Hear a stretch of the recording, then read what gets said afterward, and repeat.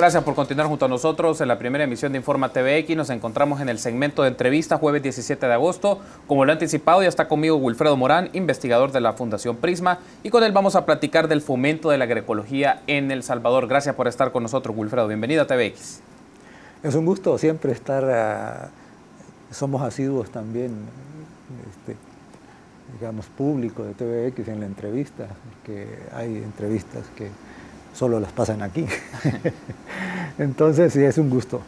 Gracias, gracias a usted, Wilfredo, por estar con nosotros y que nos comente un poco de este campo de la agroecología. Se han presentado lineamientos para formular una política que fomente prácticas de agroecología en el país ante el escenario de adaptación al cambio climático y sus riesgos implícitos, así como las condiciones del mercado agrícola en el país y el abastecimiento de alimentos para la población. Ya vamos a hablar sobre los lineamientos en detenimiento, en detalle, Wilfredo, pero antes nos gustaría, y creo que es importante, lo decíamos antes de entrar al aire, que nuestros amigos y amigas de la audiencia puedan tener un contexto sobre esto, en función de qué, en qué condiciones se encuentra la agricultura en el país que le demanda mecanismos ecológicos para su producción.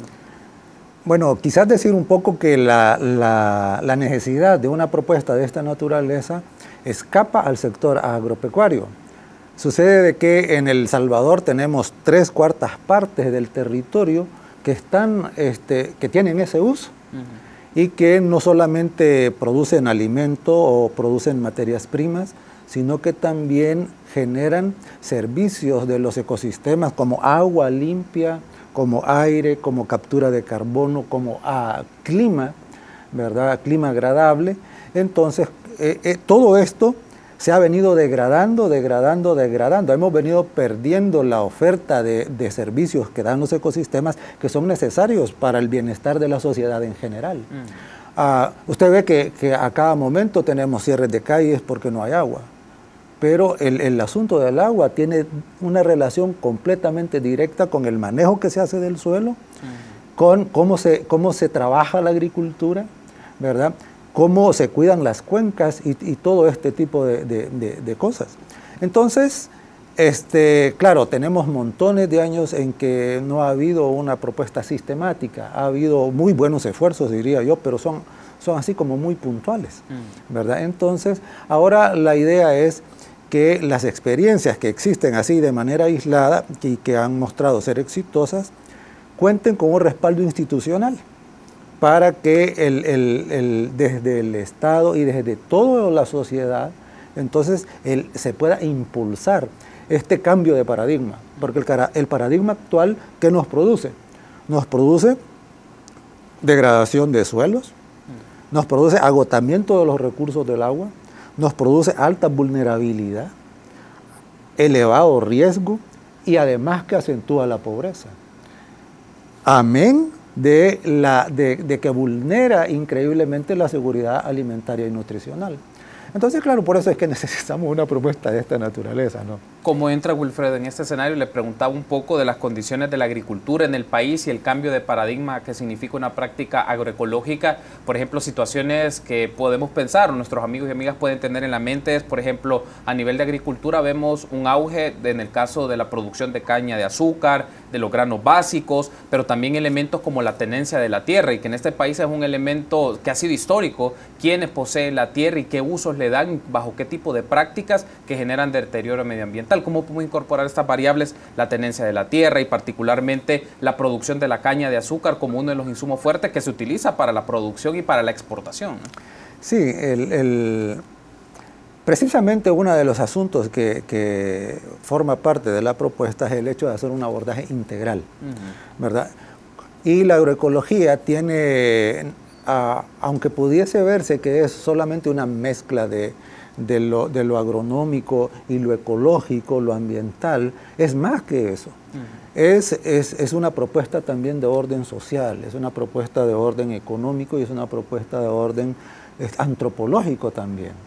Entonces, que tiene implicaciones en todas direcciones. En relación con el asunto de la caña, desafortunadamente es un cultivo que está en aumento, y digo desafortunadamente porque a cada momento tenemos, comentarios de las familias que viven en las zonas de los cañales, en donde cada vez el nivel de agua se va profundizando, se va profundizando, se va profundizando por el agua que se utiliza para regar la caña. Y a veces no entendemos que quien produce los alimentos para la población es la agricultura familiar de pequeña escala, el minifundio, ¿verdad? Mucho de ese alimento se produce en tierras que son arrendadas. Entonces, en cambio, estos otros sectores del agropecuarios producen cosas que van fuera y que afuera se venden a precios que son inferiores a los precios que consumimos nosotros a nivel nacional. Entonces, es necesario hacer un abordaje integral de todo esto. Y claro, en la agroecología no promueve un paquete único de cosas, sino que es muy diverso en todo sentido, ¿verdad? Y en ese sentido, claro, hay modalidades que pueden ser utilizadas por los arrendatarios.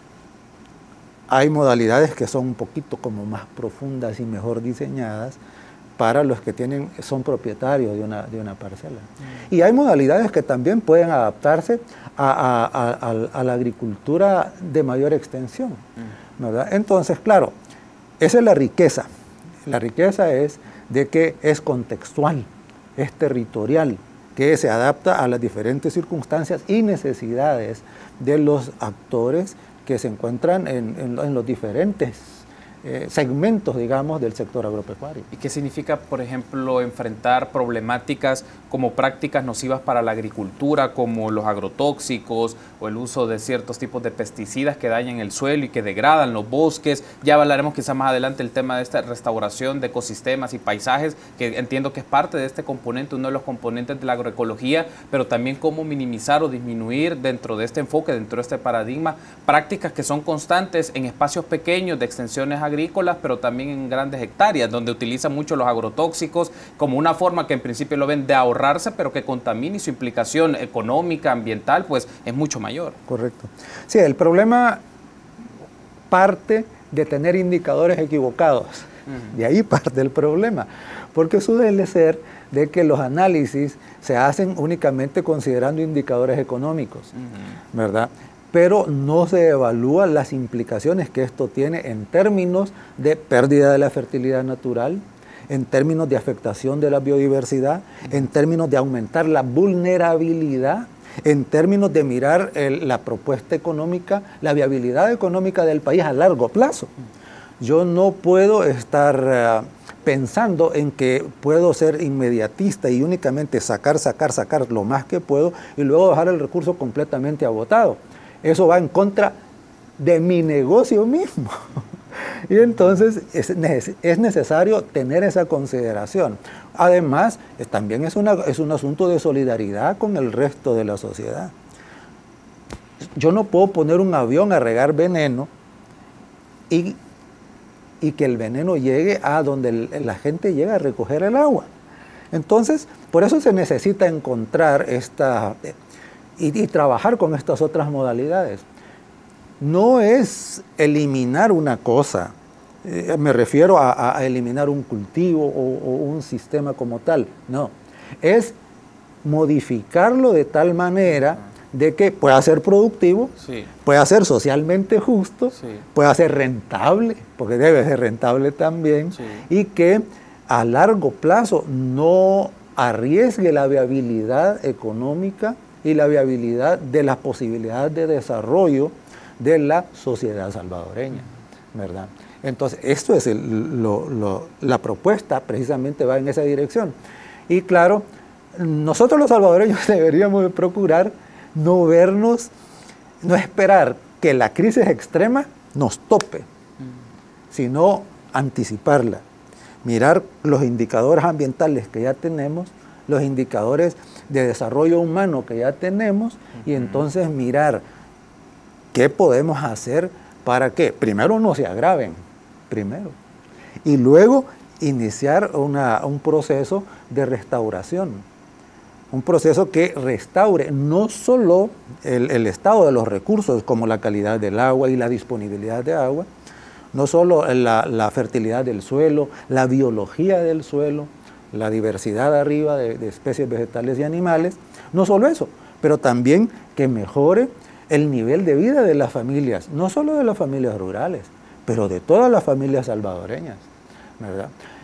Y por supuesto que dignifique y reconozca el valor de la cultura del campesino, que ha sido estigmatizada y se ha visto como algo que no vale la pena.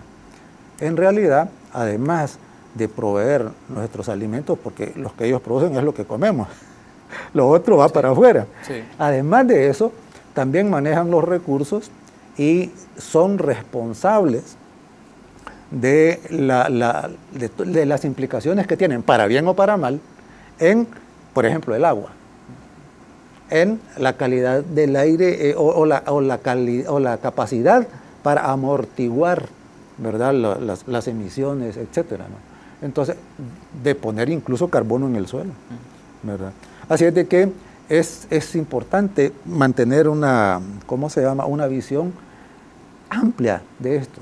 Y bajo esa perspectiva de amplitud, Wilfredo, ¿cómo puede incorporarse elementos, o lo pongo para su reflexión, el abastecimiento de alimentos, que la importancia del derecho a la alimentación y una buena alimentación para los ciudadanos, para las personas, pero por otra parte la soberanía que pueden tener los campesinos en la producción? Es decir, cómo congeniar puntos que en principio bajo una lectura económica, y yo coincido con usted en esta idea, que no lo podemos reducir a una lectura eminentemente economicista de producción y de ganancia. Aquí esto sobrepasa esta idea, sino que cómo podemos generar puntos de encuentro en abastecer alimentos a la población en general. No solo me refiero a grupos o estratos muy particulares, pero también la soberanía que tienen los campesinos y campesinas de producir las cosas que consideran oportunas para el abastecimiento del mercado local.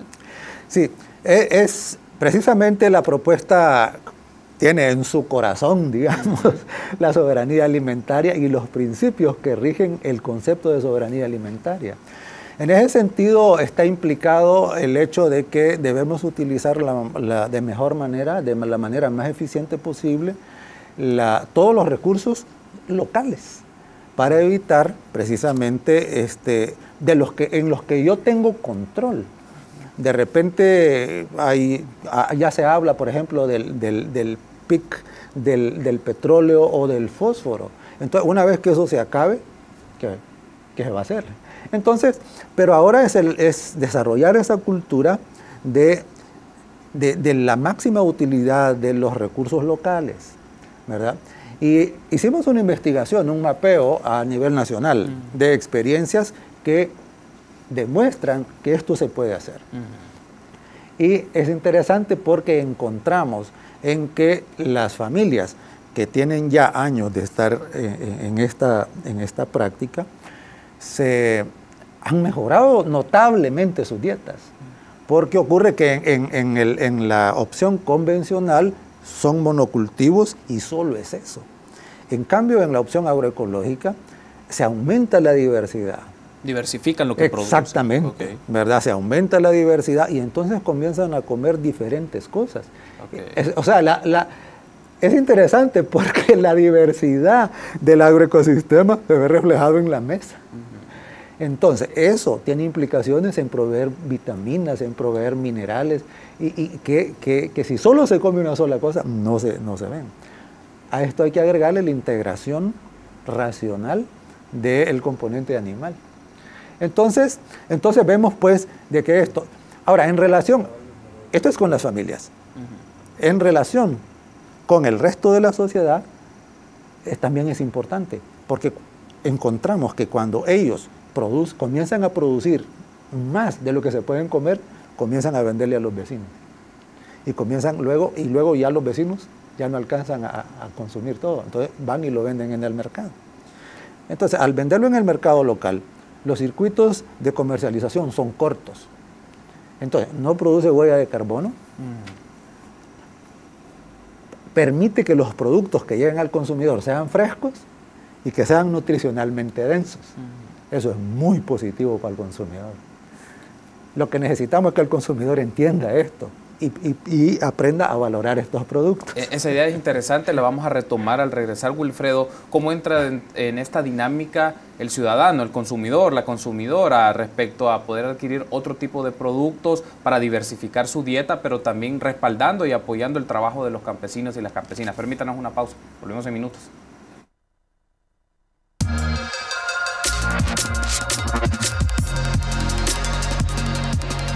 Gracias por continuar junto a nosotros. En el segmento de entrevistas seguimos platicando con Wilfredo Morán, investigador de la Fundación Prima. Con Wilfredo hablamos del fomento de la agroecología en El Salvador y me gustaría que retomamos una idea que dejamos en el tintero del bloque anterior, Wilfredo, es dónde se han generado estas experiencias exitosas de agroecología, es decir, qué tipo de prácticas, productos y qué ha generado en la gente de la comunidad, en los campesinos de las zonas donde se ha podido trabajar estos ejercicios. Sí. Sucede que la propuesta de política es de construcción colectiva. Desde el inicio, en todo el proceso, ha sido un grupo que ha sido, diría yo, conducido por el Comité Nacional de Agricultura Familiar. De hecho, estoy representando al comité acá, nosotros somos miembros del comité. Y entonces pedimos a todos ellos, bueno, miren, si necesitamos evidencias tangibles de que esto es posible, entonces díganos a dónde están. Y entonces nos llegaron del grupo, nos propusieron cerca de 90. Entonces, de esas 90, luego les preguntamos, bueno, díganos dónde están, en qué lugares están, sí. Y queremos mirar todo el país, todos los diferentes pisos altitudinales y desde oriente hasta occidente, queremos mirar todo. Y entonces, de esas, por limitaciones de tiempo y de recursos, visitamos la mitad. 45. 46 para ser 46, exacto. Okay. 46. Y entonces, claro, encontramos que había el proceso que los había llevado ahí, comenzaba porque casi todos los que estaban en este esfuerzo estaban en una estructura organizativa, una ADESCO, una cooperativa, algo otro, un comité, etcétera, ¿no? Todos formaban parte, son organizados para comenzar. Sí. Segundo, en el seno de la organización es donde se socializó la idea de que esta cosa era posible. Y entonces los que se interesaron, porque no todos se interesan, ¿verdad? Los que se interesaron entonces fueron capacitados y después de la capacitación entonces viene la experimentación para mirar si la cosa funciona ya en la realidad. Y es bien ilustrativo la experiencia de los esposos Echeverría, que están en la parcela Los Mangos, entre Tamanic y Chiltiupán, en la cooperativa de San Isidro. Es interesante, a mí me gusta contar esa experiencia. ¿Por qué? Porque sucede de que ella estaba embarazada y entonces estaba en un comité que era facilitado por la parroquia para los de materno-infantil. Y ahí les enseñaron cómo hacer un huerto biodinámico, intensivo. Y ellos comenzaron con un pedacito, 6 metros cuadrados. Entonces vieron que podían producir sus verduras y todo y que les iba bien sin usar mayores insumos sintéticos externos. El siguiente año dijeron, bueno, si esto funciona, hagamos otros 6 metros. Entonces hicieron los otros 6 metros. Y de repente estaban produciendo una diversidad de hortalizas que ya no se alcanzaban a comer. Y entonces le comenzaron a vender a los vecinos, ¿verdad? Es interesante la experiencia de ellos, porque ahora producen frutas, producen conejos, producen pollo, producen huevos, además de maíz, además de maicillo, por la pregunta de los productos. De ¿no? los productos. Es una diversidad. Y la lógica de mercado que tiene el señor Echeverría, que tiene la familia, dice, ¿para qué vamos a sembrar el gran montón de lo mismo? Sí. Si el mercado no nos lo va a agarrar, sí. ¿Verdad? Entonces lo vamos a perder. Mejor sembramos bastante, dice, de bastantes cosas en pedazos pequeños y entonces así podemos llevar de varias cosas al mercado. Hay otros que solo una cosa llevan, dice, pero nosotros llevamos varias cosas. Al punto de que han llegado a agregar valor a la producción. La Lilian, se llama la niña Lilian, ella con el maicillo no va a vender el maicillo, hace salpores. Entonces lleva los salpores. Eso ya le deja un mayor margen, ¿verdad? Aparte de que son muy nutritivos. El maicillo es más nutritivo que el maíz incluso, ¿verdad? Wilfredo, me llama mucho la atención esta idea de lo que implica en proyectos concretos y el caso que usted menciona de la familia Echeverría sobre cómo poder diversificar sus productos y este esquema que al final representa o materializa un paradigma de agroecología. Y la pregunta es, desde su lectura de la experiencia en PRISM y las investigaciones y el trabajo territorial, ¿considera que este paradigma de agroecología puede ser respaldado o lo trabaja el Ministerio de Agricultura o hay interés del Ministerio de Agricultura de trabajar este paradigma en un esquema distinto, no bajo una lógica más económica de un monocultivo para exportar, para generar plata o para tener réditos en grupos particulares? ¿Considera que el MAC va en esta sintonía o podría respaldar este lineamiento? Mire, ayer cuando se entregó el documento oficial, el discurso del ministro fue esperanzador. Y antes del discurso y antes de la entrega oficial de todo esto, digamos, desde el año pasado, hemos venido observando de que hay un interés en comenzar a incursionar en esta modalidad de agricultura. Se ha comenzado a ofrecer en el CENTA, por ejemplo, diplomados en agricultura orgánica, ¿verdad? De hecho, también se ha generado, porque la agroecología también, parte de la propuesta agroecológica es la participación de los actores en los territorios. Y entonces, en ese sentido, también CENTA ha formado extensionistas comunitarios, ¿verdad? Funciona con modelos de campesino a campesino, porque los extensionistas profesionales del gobierno, esos nunca van a tener cobertura hasta donde se necesita.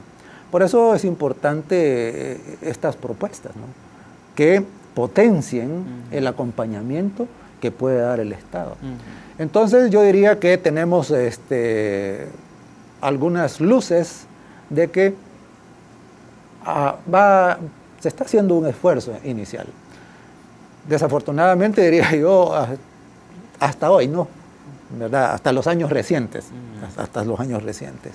En el remoto pasado, esto no había de manera oficial, ¿verdad?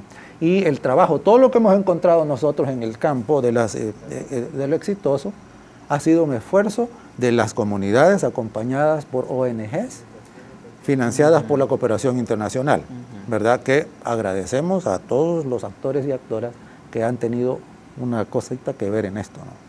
¿Cómo entra en este esquema, Wilfredo? Por ejemplo, pienso en dos grupos, en dos sectores. El primero, grupos que son fuertes económicamente, que son los cañeros. Es un grupo fuerte que se ven favorecidos. Hay un consejo que ve este tema del azúcar y que también tratan de buscar mecanismos de respaldo en la Asamblea Legislativa para que sean favorecidos. Aquí han estado con nosotros personas que representan a este gremio, una expresión de esta área, de esta actividad económica. ¿Cómo ve usted este grupo con respecto a este esquema de agroecología que podría aportar o lo ven como una lógica más que podría oponerse bajo la lectura que tienen ustedes? ¿Cómo ven a este sector? Mire, en principio diría yo que puede ser que sean reticentes a esto, ¿no? ¿Verdad? Por lo que hablábamos de los indicadores, ¿verdad? A menudo se ve solamente los ingresos netos en efectivo sin mirar las implicaciones que tiene y tampoco la viabilidad del agroecosistema productivo de ellos mismos. Y para mí que todo este sector debería de pensar un poco en qué pasó con el algodón, por ejemplo. Llega un momento en que se vuelve inviable y no les toca otra cosa más que abandonarlo, ¿verdad? Y algo también, lecciones que nos deja el café como monocultivo, aunque el café es bastante amigable, ¿verdad? Pero como monocultivo, entonces también una vez que viene la roya y se vuelve imparable, entonces claro, se quedan como, pues las fincas prácticamente quedan abandonadas. En cambio, si en vez de tener un monocultivo, tienen una diversidad de cosas, bueno, viene la roya y la roya se lleva el café, pero les quedan los frutales y las demás cosas que puedan tener, ¿verdad? Ese es el punto. Para mí, hay países en el mundo que toparon y no les quedó otra cosa más que cuando ya no tuvieron acceso a los recursos para seguir con el cultivo, se vieron obligados a entrar en esto. La lección del algodón, para mí, es una lección que nadie debe olvidar en el sector, ¿verdad? Entonces, para la ruta más inteligente, me parece a mí, que debería de ser es comenzar a familiarizarse con esto. porque hay experiencias en el mundo que nos muestran que es posible hacerlo también en gran escala. Entonces, ese es el desafío. El desafío es que la investigación formal, la investigación que se hace en los territorios, la investigación que hace de las experiencias en el mundo, ¿verdad?, debe impulsarse para, juntando todo eso, junto con el conocimiento ancestral, con el conocimiento empírico que tiene la gente, que es muy valioso, ¿verdad?, y que la propuesta de política propone que eso debe sistematizarse, debe validarse científicamente y debe difundirse, ¿verdad? Todo eso me parece a mí que puede darnos un rumbo esperanzador en esto. Si no se hace, entonces el futuro y el presente, porque a veces hablamos mucho del futuro, pero si ya nos falta el agua, si ya se nos van los puentes, si ya se hacen los grandes huecos en las ciudades, todo eso no son cosas aisladas. Eso es que el sistema está enfermo y está pidiendo a gritos, miren, hagan algo para ayudarme. Le mencionaba uno de los actores, era el sector de los cañeros, Wilfredo, pero otro es una cadena de supermercados que no solo vende los productos, también está involucrada en la producción de ciertos granos, de ciertas verduras. ¿Cómo entra en esta dinámica? Porque también es un grupo, un monopolio fuerte en este campo, y cómo podría verse como un rival, un opositor a una estrategia distinta, una estrategia que puede apoyar a los campesinos, a otras expresiones territoriales en nuestro país. Mire, yo creo que hay maneras en que se puede hacer amigable el mercado, ¿verdad? Y me parece que cuando las empresas le establecen, usted debe sembrar esta variedad única y debe reunir esto y así, y solo esto, entonces eso lo que favorece es pérdida de biodiversidad, de agrobiodiversidad. Y entonces, y eso es una falta a la soberanía, ¿verdad? A la soberanía de los productores, de las familias, ¿no? Entonces yo creo que es importante, ¿cómo se llama?, que las empresas piensen un poco y piensen en que este verticalismo sería más beneficioso si se trabaja de diferente manera, ¿no? En donde hay un diálogo, en donde los productos mismos, ¿verdad?, de diferentes más opciones, pueden generarse, pueden producirse. Y claro, casi siempre hablamos de producir productos étnicos para los que están afuera, pero hay un montón de cosas que antes se comían que ya no se comen. ¿Por qué? Porque la sociedad no las conoce, ¿verdad? Entonces me parece a mí que es importante el rescate de todo esto, y hay productos que no cuesta producir y que uno va al súper y son bien caros. ¿Por qué? Porque no hay. Entonces pensar en eso, no pensar no solamente en un producto X, ¿verdad?, sino varios y varias, digamos, diferentes cultivares de ese mismo producto, ¿verdad?, porque a algunos les gusta de una manera, a otros les gusta de otra. Entonces pensar en no mirar las cosas como, digamos, como un rival, sino pensar en la posibilidad de ser aliados, ¿verdad?, para ¿cómo se llama?, que el mercado se vuelva un incentivo para la producción agroecológica y que se vuelva también en un apoyo para el mejoramiento de la salud de la población salvadoreña. Y como decía, estamos diciendo, este no es un asunto del Ministerio de Agricultura y del Ministerio del Ambiente, es también del Ministerio de Salud. Okay. Es también del Ministerio de Educación, sí, es también del Ministerio de Economía, tiene que ver también con la Secretaría de Cultura. En general, esto es asunto de toda la sociedad salvadoreña. Perfecto, Wilfredo, quiero agradecerle por habernos acompañado. Le vamos a dar seguimiento a estos lineamientos de política de fomento de la agroecología y nos volveremos a encontrar para seguir hablando al respecto. Gracias por haber estado con nosotros, Wilfredo. Ha sido un gusto y siempre que quieran que platiquemos de esto, aquí vamos a estar. Muy amable, Wilfredo. Gracias por haber estado con nosotros. Permítanos una pausa. Volvemos en minutos.